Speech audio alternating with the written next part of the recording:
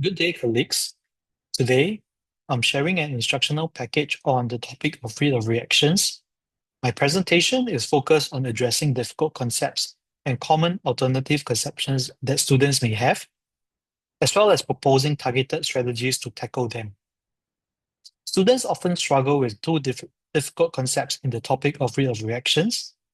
The first difficult concept is on collision theory, which is the understanding of why reactions happen or why they don't happen. The second difficult concept is on the interpretation of rate of reaction graphs, which links particle behavior to graph shapes. Both concepts are difficult because they require connecting abstract ideas to real-world outcomes. Let's first take a look at why students struggle with collision theory. The first reason is due to oversimplified textbook diagrams. Textbooks often show particles as simple circles colliding and reacting without showing field collisions. A stronger emphasis is placed on effective collisions, and there are no illustrations of ineffective collisions, like particles bouncing off. The second reason is due to the abstract nature of particle behavior. Particles are invisible, and students cannot see energy or orientation. And there are no sensory cues like color or bubbling to reinforce it. Thirdly, it contradicts everyday logic. In real life, collisions always cause changes, like cars crashing into each other. Students can extend this logic to particles, assuming every collision leads to reaction. These struggles give rise to alternative conceptions. Students often believe all collisions cause reactions without the need for both having enough energy and correct orientation. While students have learned activation energy in the prior topic on chemical energetics, many haven't linked it directly to particle collisions. They also assume orientation doesn't matter, thinking any collision works, but in reality, particle orientation is critical for effective collisions and reaction successes. My instructional package tackles this issue through three different approaches. Firstly, using fact simulation to visualize collisions. Secondly, using an analogy of a comparison between chemical reaction and getting a date, which I'll be showing in a bit. Thirdly, using Lego bricks as tactile models to show how only certain collisions can click together. I'll be illustrating each one in more details. First, the fact simulation shows particles colliding in real time. Particles must have kinetic energy greater than activation energy to overcome repulsion and break bonds. When system energy is below activation energy, no reaction occurs. However, in the simulation, once I raise the energy, reactions can happen. By showing the simulation with the energy profile diagram, it covers both the submicroscopic representation of Johnstone's triangle by showing particle collisions and the symbolic representation through energy profile diagrams.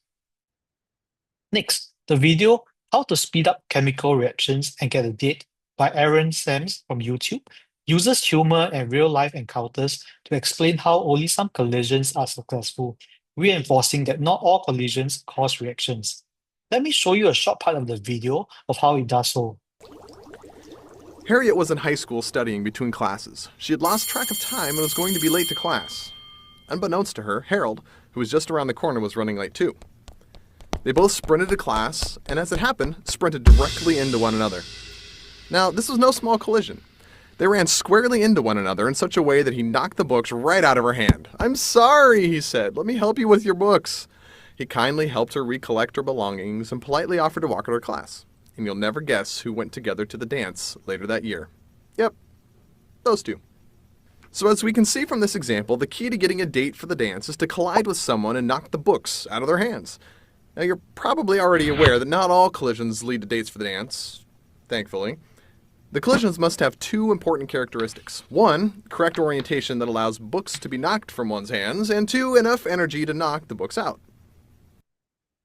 Okay, so as you saw from the video, it gives students a macroscopic, relatable anchor to recall the big idea that effective collisions requires both correct orientation and enough energy. Thirdly, I propose using Lego bricks to model particles. Students can try colliding them and see that only certain orientations can click together. This hands-on task gave a macroscopic experience of abstract collision theory, specifically with regard to the importance of orientation in effective collision. The second difficulty students often face is on graph interpretation. The concept is difficult because of three key reasons. Firstly, it's due to the abstract nature of graphs.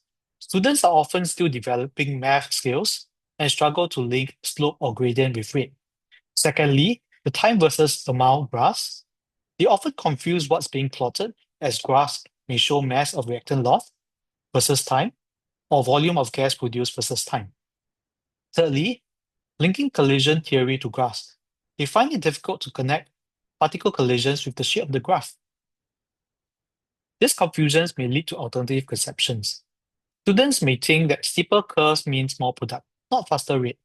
They may also believe that reactions happen at a constant rate, missing that rate slows as reactants deplete. They could also assume more products equate to faster reaction, confusing amount with speed. To address these alternative conceptions, I propose using Java Lab science simulations to show rate changes, as well as running a live demonstration where students plot their own graph from real data of magnesium ribbon reacting in hydrochloric acid. While the FAT simulator I showed earlier is useful, its current setup involves reversible reactions, which complicates explanation. In contrast, Java Lab science simulations offered a simpler one-way reaction, avoiding these complications for reversibility. Students watch particle collide and see graphs update in real time, linking submicroscopic particle behavior with symbolic graph plottings, fulfilling to Johnstone's level. I also propose a simple demonstration reacting magnesium with hydrochloric acid and measuring mass loss on an electronic balance.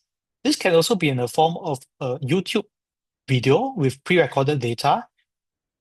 Students will observe bubbling and magnesium disappearing while plotting the graph themselves. This ties macroscopic observations to symbolic graph shapes, reinforcing rate concepts. Across these activities I propose, all three levels of representation in Johnstone's triangle are covered. In the submicroscopic view, we have the FAT and Java Lab science simulation. At the symbolic representation level, we have graphing, as well as the graph and diagrams in the FAT and Java Lab simulations.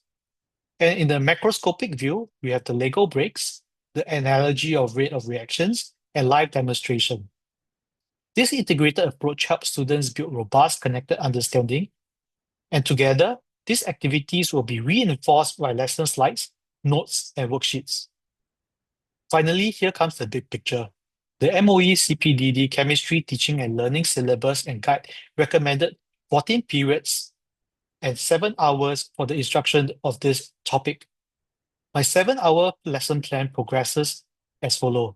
Lesson 1, which is the instructional package that I'm making in this video, includes the introduction to rate and collision theory and graph interpretation. The second and third lessons will cover the factors affecting rate, as well as the reinforcement of graph interpretation. The fourth and fifth lesson involves practical work, specifically how does concentration affect the rate of reaction of magnesium and hydrochloric acid, and as well as linking it back to theory. The sixth lesson involves the consolidation and addressing alternative conceptions. And finally, the last lesson involves review and assessment. This structure builds concepts progressively and corrects alternative conceptions along the way.